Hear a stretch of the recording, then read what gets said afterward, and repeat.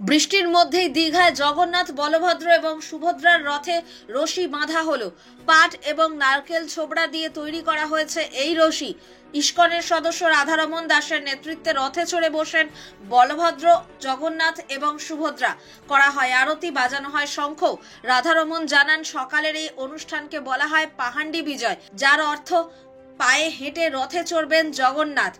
সর্বসাধারণের জন্য খুলে দেওয়া হয়েছিল মন্দিরের দরজা। মন্দিরের 2 নম্বর গেট থেকে সাধারণ মানুষ অবাধে প্রবেশ করতে পারছেন। মন্দিরের ভিতরে গিয়ে তারা জগন্নাথের পাথরের মূর্তি দর্শন করতে পারছেন। সেই সঙ্গে মন্দিরের ভিতরে সাধারণের জন্য প্রসাদ দেওয়ার ব্যবস্থাও করা হয়েছে। মন্দিরে সোনার ঝাড়ু উপহার দিয়েছিলেন আগেই। সেই সোনার ঝাড়ু দিয়ে রাস্তা ঝাঁট নিয়ে দীঘা রথযাত্রার সূচনা করেন মুখ্যমন্ত্রী মমতা বন্দ্যোপাধ্যায়। তার আগে 3টি রথের সামনেই আরতি করেন মুখ্যমন্ত্রী। নির্ধারিত সময় মেনেই দুপুর 2:30টায় রথের রশিতে টান পড়ে দীঘায়। মুখ্যমন্ত্রী আগেই জানিয়েছিলেন, রথযাত্রার সময় রাস্তায় লোক থাকবে না। পদপিষ্ট হওয়ার সম্ভাবনা এড়াতে রাস্তার দুধারে ব্যারিকেড করা হচ্ছে।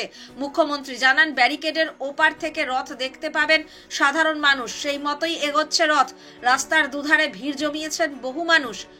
রথের সঙ্গে সঙ্গেই হাঁটছেন মুখ্যমন্ত্রী মমতা বন্দ্যোপাধ্যায়। সঙ্গে রয়েছেন ইস্কনের সন্ন্যাসীরা। নির্ধারিত সময় মেনে দুপুর 2:30টায় দীঘার রথের রশিতে টান পড়েছিল। 1 ঘন্টায় অর্ধেক পথ পাড়ি দিল ওই রথ।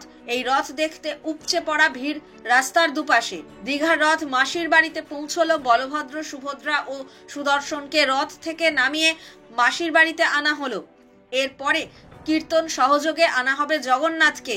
মাসির বাড়িতে জগন্নাথ দেবের আরতি করেন মুখ্যমন্ত্রী মমতা বন্দ্যোপাধ্যায়। তারপরেই সেখান থেকে হোটেলের উদ্দেশ্যে রওনা হন তিনি।